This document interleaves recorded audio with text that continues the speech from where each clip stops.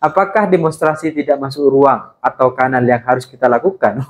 Ya nggak apa-apa gitu. Karena bayangkan selama 5 tahun, ibaratnya kita sudah bersabar ya kan, menunggu berbagai macam harapan-harapan itu, tapi selama 5 tahun sampai ganti rezim, sampai ganti presiden, sampai ganti menteri, juga gak ada gitu. Ini kan akhirnya hanya menjadi dosa-dosa Jokowi yang lagi-lagi sekali lagi harus Prabowo bayar.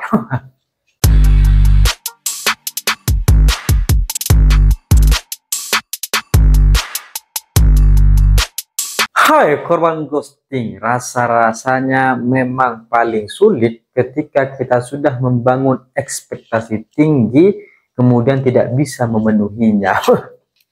Ini kan sebenarnya ketika dalam proses hubungan, kita pasti punya rekam jejak yang namanya masa lalu. Kita pasti punya peristiwa-peristiwa, cerita-cerita di masa lalu.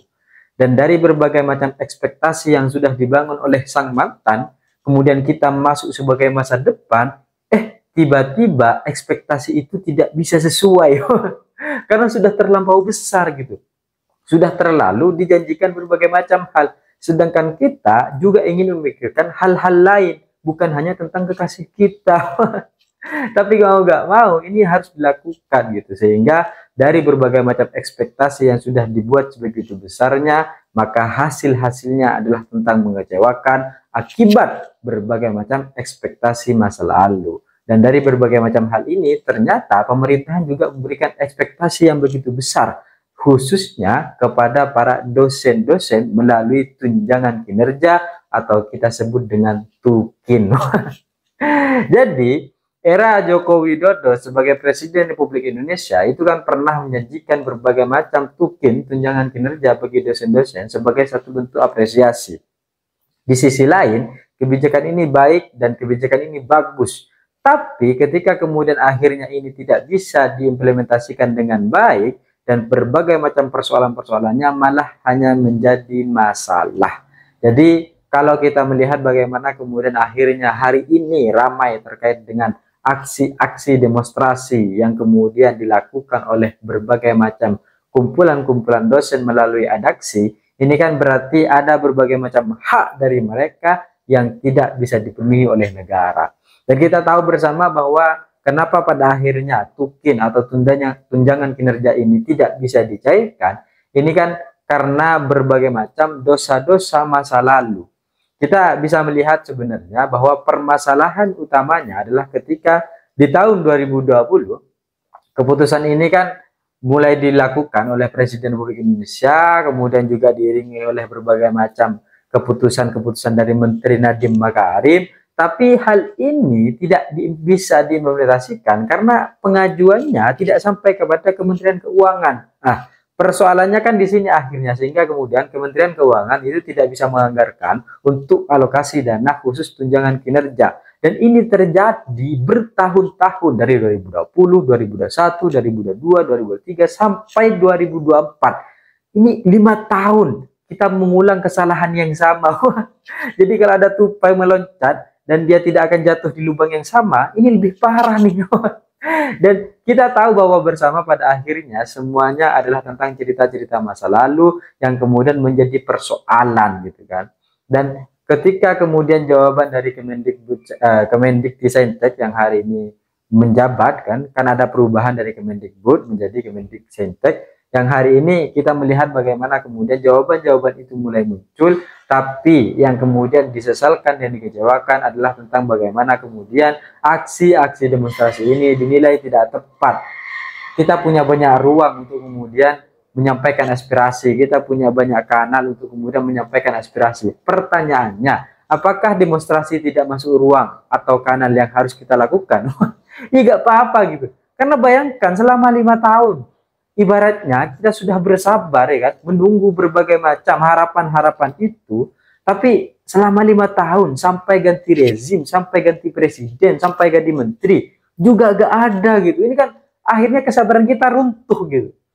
Ini kesabaran sudah setipis tisu, masih dipaksa untuk menunggu sabar 5 tahun. Ini kan sudah cukup lama sabarnya. Jadi kalau kita diajarkan bagaimana penyampaian melalui kanal yang tersedia, ya demo juga kanal. Dan seharusnya yang perlu diajarkan adalah bagaimana kemudian pemerintah menyelesaikan persoalan ini. Jadi jangan pada akhirnya fokus pada aksi demonstrasinya, tapi fokus bagaimana akhirnya pemerintah memberikan hak-hak yang harusnya mereka dapatkan dari berbagai macam ekspektasi, harapan, kebijakan yang sudah diberlakukan di era sebelumnya. Jadi sebenarnya kalau bisa dilihat rasa-rasanya Bapak Presiden kita, Prabowo Subianto ini sudah paham segala persoalan ini.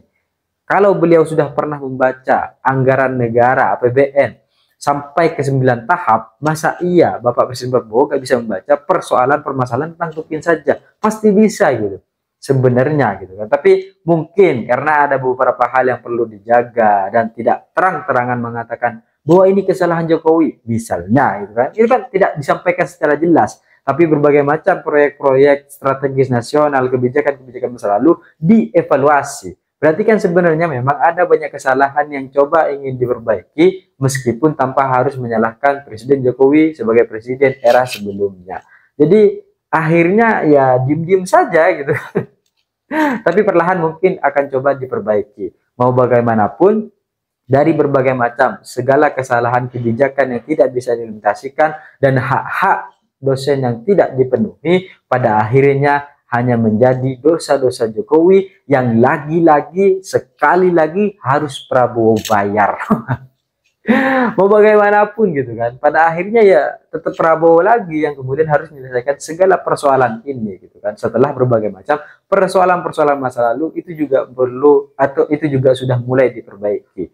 Jadi kalau kita bisa melihat berbagai macam persoalan ini, sebenarnya ketika ada berbagai macam hal terkait dengan efisiensi anggaran yang sudah Prabowo Subianto sebagai presiden ini lakukan sampai menghemat anggaran 306 triliun gitu kan, dan berbagai macam anggaran itu nanti juga bisa mensupport atau mensuplai pertambahan anggaran untuk makan bergizi gratis. Harapannya juga bisa dimanfaatkan untuk membayar berbagai macam kesalahan-kesalahan yang telah Jokowi buat, untuk membayar berbagai macam hak-hak dosen yang harusnya mereka dapatkan. Karena jangka 5 tahun ini bukan jangka yang cukup sempit atau jangka yang pendek, ini cukup panjang perjalanan kita selama 5 tahun. Ini kalau nyicil mobil kayaknya sudah lunas, ya kan? Kecuali ada berbagai macam sikap lain ketika kita ingin melakukan negosiasi, misalnya agar kita sama-sama paham, agar ASN ini harusnya patuh lah misalnya, tapi tetap harus ada negosiasi, harus ada konsolidasi, ya kan? Harus ada mediasi supaya kita sama-sama paham. Kita ngerti bahwa berbagai macam kebijakan ini bermasalah, tapi ya harus negosiasi. Tapi untuk sampai pada tahap itu, kita kan perlu menentukan dulu siapa yang salah, ya kita beri sanksi dulu gitu kan. Baru setelah itu kita negosiasi agar kemudian di kemudian hari ini bisa dilakukan, ini bisa dilanjutkan. Sebagaimana yang disampaikan oleh Bapak Said selaku Ketua Badan Anggaran, bahwa di tahun 2025 ini sudah diproses dan anggaran yang dikucurkan untuk tunjangan kinerja dosen atau membayar hak dosen itu sekitar 2,5 triliun. Meskipun pada akhirnya ini bukan untuk membayar berbagai macam hal-hal yang terjadi di masa lalu dan rasa-rasanya tidak bakal cukup gitu kan.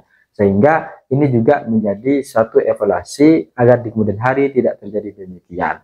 Tapi apapun itu ya kalau mau pada akhirnya ya disalahkan saja siapa yang kemudian bertanggung jawab, ya kan. Sehingga memang kalau dari kemarin adiknya Prabowo ini Pak Hasim mengatakan bahwa ada berbagai macam kekonyolan. Ini kan sebenarnya sederhananya ada berbagai macam ladang untuk dikorupsi dan memperkaya diri. Sederhananya begitu saja. Atau memperkaya berbagai macam kelompok-kelompok golongan-golongan tertentu, sehingga dari sana ada berbagai macam efisiensi anggaran, maka dipertanggungjawabkan saja seandainya memang ingin disalahkan. Tapi pada akhirnya kan kita berpedoman ya semacam politik-politik atau demokrasi Pancasila, sehingga semuanya saling menjaga satu sama lain. Tapi apapun itu, semoga berbagai macam efisiensi anggaran yang sudah dilakukan itu dapat membayar berbagai macam kesalahan, meskipun kesalahan itu tidak pernah dibuat oleh Prabowo Subianto. Bahkan beliau baru saja menjadi presiden gitu, tapi berbagai macam hutang dan dosa yang sudah dibuat di masa lalu perlu diperbaiki oleh beliau. Sehingga bagaimanapun ya ini harus tetap dilakukan, dan tunjangan-tunjangan kinerja, aksi-aksi demonstrasi bukan berarti kita harus membuat berbagai macam ASN ini untuk patuh dan tunduk pada pemerintah dan tidak melakukan apa-apa seolah-olah mereka tidak berdaya, tapi diberikanlah berbagai macam hak-haknya. Kan kasihan kalau pada akhirnya dosen-dosen yang sudah mengajar ya kan sebagai aparatur sipil negara untuk mencerdaskan kehidupan bangsa malah harus berjuang di sisi lain dengan ngojek, jualan, ya kan? Karena akibat dari tunjangan kinerja ini gak cair kan kasihan juga gitu kan. Kalau kemudian ini terjadi dan itu juga disampaikan oleh ketua aksi demonstrasi ketika menyampaikan aspirasi dengan demonstrasi. Maka miris rasanya kalau pada akhirnya dosen-dosen kita, tenaga-tenaga pekerja kita itu terjadi dan merasakan berbagai macam hak-hak yang tidak bisa diberikan dan didapatkan. Ini kan ibaratnya kalau selama ini kita melihat mahasiswa melakukan aksi demonstrasi, sekarang dosennya memberikan uswah bagaimana melakukan aksi demonstrasi yang baik. Apapun itu, semoga semua kesalahan ini bisa dibayar oleh Prabowo Subianto, meskipun beliau tidak pernah berbuat hal kesalahan-kesalahan ini, tapi mau bagaimanapun, semua keberlanjutan itu bukan hanya tentang program, bukan hanya tentang kekuasaan dan kewenangan, tapi juga tentang kesalahan-kesalahan. Saya pikir itu cita-cita saya ingin seperti Gibran, tapi saya sadar diri dan sadar posisi. See you, korban ghosting.